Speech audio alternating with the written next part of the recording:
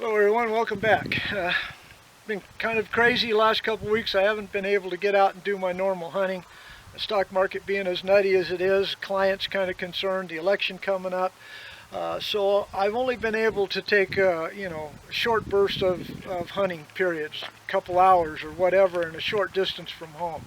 So I'm not able to go do the normal hunting where, as you can see, I can do a spot and stalk at great distances and take my time and get up on an animal and get an ethical shot. I've only been able to do a little bit of jump shooting long down by the river and the creeks where it's still pretty brushy. Now, when I was a kid, I used to jump shoot all the time, and my dad had me practice what he called offhand or unsupported shooting positions all the time. We did it with a .22 and then worked up, of course, to the higher powered rifles.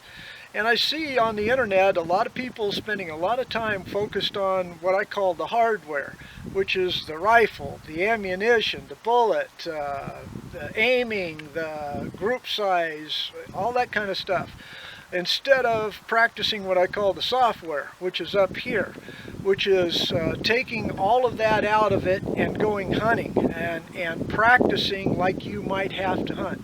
In this particular case, I have to hunt, it might be just a jump shot. They're walking along, there might be the buck of a lifetime, and I'm going to show you how I do it.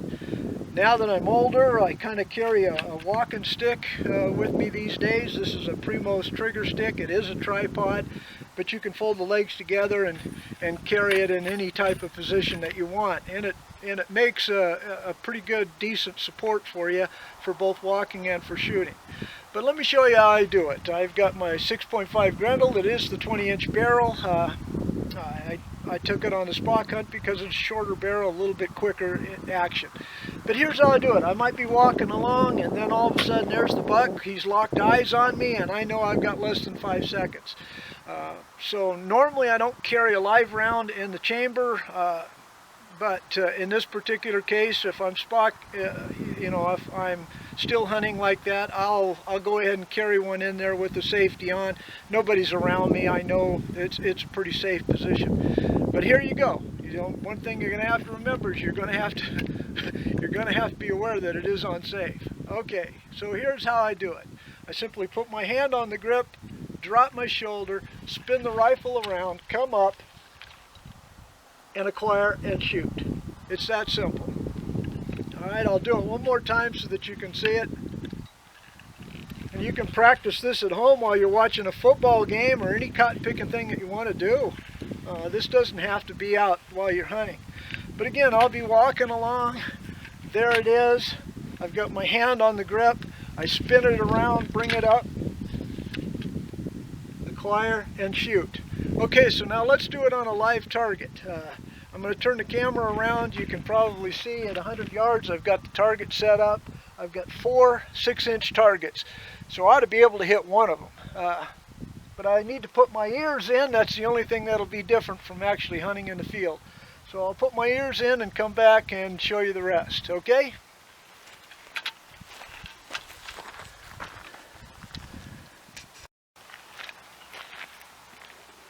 Okay, so here we go, folks. Just keep in mind that you've got to have your scope caps open and ready to shoot. But I'm going to shoot as fast as I can. I'll shoot 2 shots. One shot real quick and then one to follow up so that you can see it. And then we'll go look at the target. But here we go. Alright, I'm walking along. Remember, I've got a round in the chamber. The gun is on safe and I'm ready to go. But I'm going to do it just like I showed you. Alright, here we go.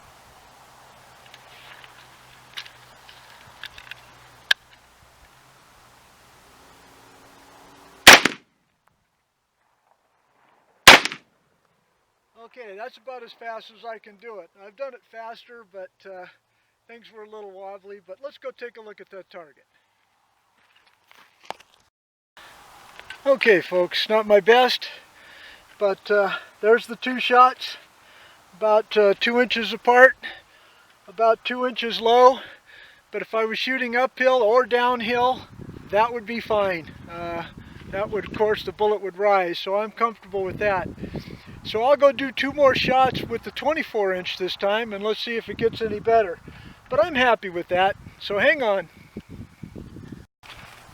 Okay, so here's the same type of process with the 24-inch. Again, you're walking around, you have a round in the chamber, all of a sudden, there it is, and you're going to deploy as quickly as possible. So here's the 2 shots, we'll see if it works, and I'll show you the target afterwards. But here we go. Alright, I'm going to drop my shoulder, deploy my rifle, bring it up, take the safety off.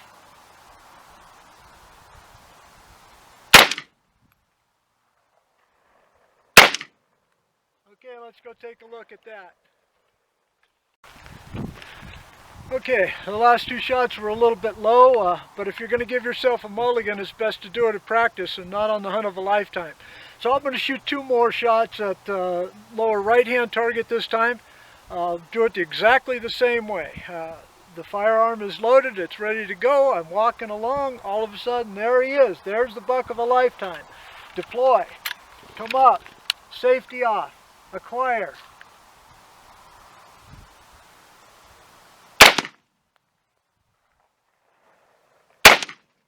Okay, that's a dead deer. Let's go take a look at the target. Okay, here we go with the 20-inch again. Again, the first 2 shots were about 3 inches low, but grouped together pretty good, enough to kill a deer. But I'll show you again the next 2 shots. This is with the 20-inch. Alright, I'm going to shoot at the upper left target. Again, we're walking along, just kind of relaxed. I do have a round in the chamber, but I'm aware of that. But here we go. Okay, I'm going to drop my shoulder, bring it up, deploy, acquire.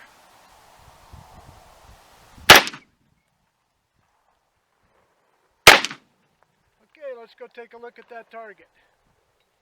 Alright, so that's 4 shots with the 20-inch and 4 shots with the 24-inch. Let's see how I did. You know what? I'll show you the good with the bad. So hold on. Let's go take a look. Well, there's the target, folks. Here's the 20-inch. That was my first 2 shots. Then I shot the 24-inch. Those are the first 2 shots. Then I shot again with the 24-inch. That was a little bit better. And then I went back to the 20-inch and shot those final 2 shots. That's not too bad with a little practice at 100 yards. But you know, practice makes perfect, and that's the way we all should be shooting, to fine-tune our software, not necessarily the hardware. If you like this content, folks, give me a thumbs up, will you? And subscribe, leave a comment, be glad to talk to you. But no matter what, God bless you all, and thanks for watching. Goodbye.